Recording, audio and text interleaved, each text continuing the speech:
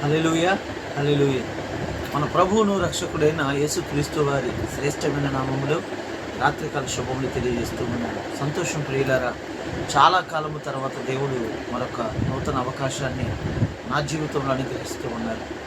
కొత్త సంవత్సరంలో చాలా రోజులు ఇంచుమించుగా 2 నెలలు ఈ యొక్క యూట్యూబ్ ఛానల్ బ్లాక్ అయిపోవడం, తద్వారా ఈ వాక్యము కంటిన్యూగా జరగకపోవడం, ఇవన్నీ కూడా కొంచెం ఇబ్బందికరమైనటువంటి పరిస్థితులు. ఏది ఏమైనాను దేవుని యొక్క మహాకృపను బట్టి మరొక అవకాశం దేవుడు నా జీవితంలో అనుగ్రహించారు. మరి ముఖ్యముగా మీ అందరి ముందుకు ఈ వాక్యాన్ని తీసుకుని రావాలని దేవుడు నాకు ఇచ్చినటువంటి అవకాశాన్ని బట్టి నేను ఆయన నామాన్ని మహిమపరుస్తూ గణపరుస్తూ ఉన్నాను. సంతోషం ప్రియులారా, రాత్రికాల సమయం నా పరిశుద్ధ గ్రంథము నుండి పరిశుద్ధులైన యోహాను రాసిన ప్రకటన గ్రంథము 12వ అధ్యాయము 11వ వాక్యాన్ని కొద్ది నిమిషాలు ధ్యానం చేయాలని ఆశపడుతూ ఉన్నాను. వారు గొర్రె పిల్ల రక్తమును బట్టి తామిచ్చిన సాక్ష్యమును బట్టి వారిని జయించి ఉన్నారు, కానీ మరణము వరకు తమ ప్రాణమును ప్రేమించిన వారు కాదు. హల్లెలూయా. వాక్యము ద్వారా దేవుడు మనతో మాట్లాడును గాక. ఆమేన్. ఇక్కడ లేఖనాన్ని గనక మనము జాగ్రత్తగా గమనించినట్లయితే, వారు గొర్రె పిల్ల రక్తమును బట్టి తామిచ్చిన సాక్ష్యమును బట్టి వానిని జయించి ఉన్నారు. ఇక్కడ ఏమని చెప్తూ ఉన్నారంటే, భక్తుడైనటువంటి యోహాను ఏమని వ్రాస్తూ ఉన్నారంటే, గొర్రె పిల్లను బట్టి తామిచ్చినటువంటి సాక్ష్యము నిమిత్తము వారిని జయించి ఉన్నారంట. హల్లెలూయా.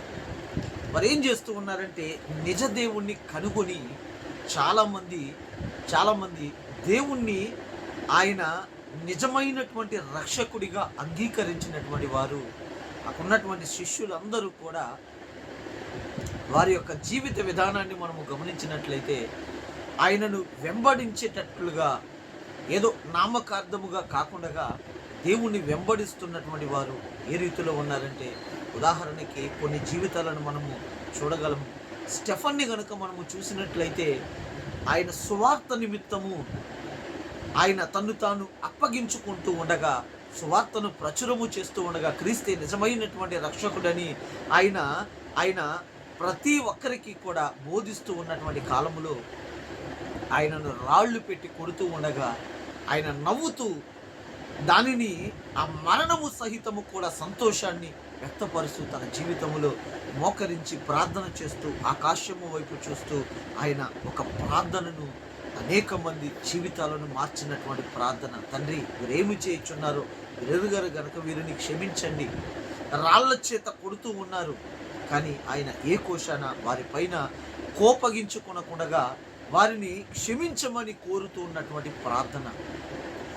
నిజముగా కొంతమంది భక్తుల్ని మనము చూసినట్లయితే, తమ జీవితములో సుఖ సంతోషాల నిమిత్తము మోషే తన జీవితమే పణముగా ఉంచుకోవలసినటువంటి వ్యక్తి, నిజముగా తను ఒక రాజకుమారుడిగా బ్రతకవలసినటువంటి వ్యక్తి, ఈ యొక్క సుఖభోగములు నాకు అవసరము లేదు అని వ్యక్తి ఏం చేస్తూ ఉన్నాడంట, నాకు ఈ యొక్క మనుషుల్ని విమోచించడం దేవుడు అప్పగించినటువంటి బాధ్యత, ఈ బాధ్యతను నెరవేర్చడానికి నేను నా జీవితాన్ని పణంగా పెడుతున్నాను అని ఆ యొక్క నిట్టూర్పులు, నిందల వైపు మోషే పరుగులు తీస్తూ ఉన్నాడు.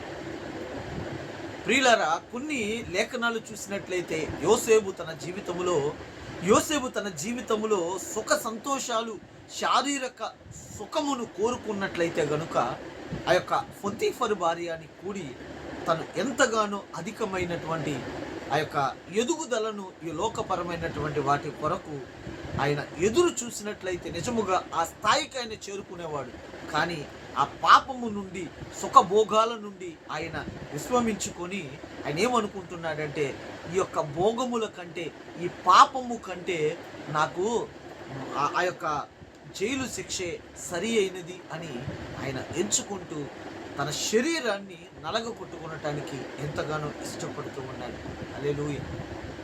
దేవుని యొక్క తోడు తను పాపములో ఉండిపోకుండా పరిశుద్ధత వైపు పరుగులు తీస్తున్నటువంటి భక్తుల నిమిత్తము, అక్కడ యోసేపు నిమిత్తము దేవుడు ఏం చేసుకుంటున్నాడంటే తన కష్టకాలములో తనను జ్ఞాపకం చేసుకుంటూ ఉన్నాడంట. ఎందు నిమిత్తం అంటే తన పరిశుద్ధతను కాపాడుకుంటూ ఉన్నాడు కాబట్టి తన ప్రాణమును లెక్క చేయట్లా. తన తన శరీరాన్ని గాయపరిచే పరిస్థితుల్లో కూడా తను ఏ క్వశ్చన్ కూడా వెనకంజ వేయకుండా ఆయన ఏం చేస్తూ ఉన్నాడంట, తన్ను తాను దేవునికి అప్పగించుకొని దేవునికి భయపడే వారిలాగా ఆ యొక్క యోసేపు నిలుస్తూ ఉన్నాడు. ప్రియులారా, ఈ యొక్క లేఖనములో జయించి అక్కడ గొప్ప మాట ఒకటి కనపడుతూ ఉన్నది. 11వ వచనములో, వారు గొర్రెపిల్ల రక్తమును బట్టి సాక్ష్యం ఇచ్చిన తామిచ్చిన సాక్ష్యమును బట్టి వారిని జయించి ఉన్నారు. కానీ ఇక్కడ ఒక మాటను చెబుతూ ఉన్నారు. ఏమని అంటే గనుక, తన శరీరము పైన అధికారము చెలాయించి తన శరీరాన్ని గాయపరచడానికి కానీ తన శరీరము ప్రాణము తీయడానికి కానీ ఇవన్నీ కూడా చేస్తూ ఉన్నారు. కానీ చివరి వరకు కూడా తమ ప్రాణమును ప్రేమించిన వారు కాదంట. హల్లెలూయా! అసలు ఎంత గొప్ప మాట చూడండి. మరణము వరకు కూడా తమ ప్రాణమును ప్రేమించిన వారు కాదు. ఇంకెప్పుడు ప్రేమిస్తారండి వారు? నిజముగా ఎంత అమూల్యమైనటువంటి మాట. అనేక విశ్వాసాలను, సన్నగిల్లినటువంటి విశ్వాసాలను బలపరిచేటట్లుగా మాట ఉంటూ ఉన్నది. చూడండి ఎంత అద్భుతమైనటువంటి మాట. మరణము వరకు కూడా, కొంతకాలము పోయిన తర్వాత ఏ వ్యక్తి అయినా తన జీవితంలో శ్రమించడానికి, ఒకానొక వయసులో శ్రమించడానికి, శరీరాన్ని నలగగొట్టుకునటానికి ఇష్టపడుతూ ఉంటాడు. ఎందు నిమిత్తం అంటే తను శ్రమించడం వల్ల కుటుంబము ఒక వృద్ధిలోనికి వస్తుంది కాబట్టి ఆ కుటుంబము నిమిత్తము ఆ వ్యక్తి శ్రమించడానికి ఇష్టపడుతూ ఉంటాడు. అట్టి రీతిలో తన జీవితము బిడ్డల్ని ఒక స్థాయికి తీసుకుని వెళ్ళిన తర్వాత ఆ వ్యక్తి ఇంకను శ్రమించాలి అంటే బలము చాలక ప్రతి వ్యక్తి కూడా ఏం చేస్తూ ఉంటాడంటే, కొంతకాలము వయసు ఉడికిన తర్వాత, శరీరము సన్నగిల్లిన తర్వాత ఏ వ్యక్తి అయినా సరే తన జీవితంలో రెస్ట్ని కోరుకుంటూ ఉంటారు. అంటే తన శరీరాన్ని సుఖపెట్టడానికి వారు చూస్తూ ఉంటారు. మనుషుల యొక్క నైజం ఇది.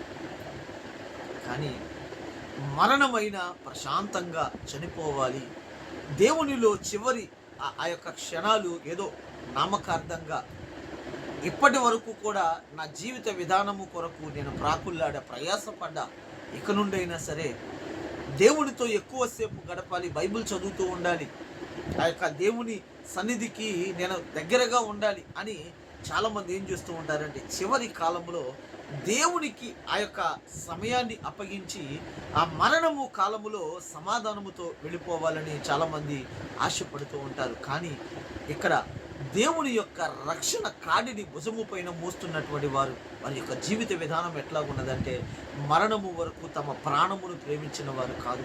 పోతే పోని దేవుని యొక్క ఆ యొక్క మాటను బోధించాలి. ఒకవేళ ఈ మాట వెళ్ళని పక్షములో ఎవరు ఏ రోజున నశింపైపోతారో తెలియదు. కాబట్టి వారి కొరకు నేను ఏమైపోయినా పర్వాలా, నిజముగా అటువంటి భక్తులు ఉండబట్టే ఈ రోజున మనము సమాధానకరమైనటువంటి పరిస్థితుల్లో మనం నిలవగలుగుతూ ఉన్నాం.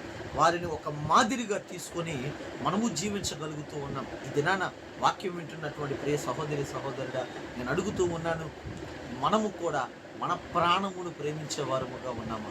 నిజముగా దేవుణ్ణి ప్రేమించినట్లయితే తమ ప్రాణమును కూడా ఎవరైనా సరే అసహించుకుంటారు, చిన్న చూపు చూస్తారు అని దేవుని యొక్క లేఖనమే సెలవిస్తూ ఉన్నది. నన్ను ప్రేమించిన వారు ఇంకెవరిని కూడా ఎక్కువగా ప్రేమించలేరు, తమ ప్రాణమును సహితము కూడా ప్రేమించలేరని సువార్తల్లో ప్రభుల వారు మాట్లాడుతూ ఉన్నారు. ప్రియులారా, నీ ప్రాణమును నీవు లక్ష్య పెడుతూ ఉన్నావా, ప్రేమిస్తూ ఉన్నావా?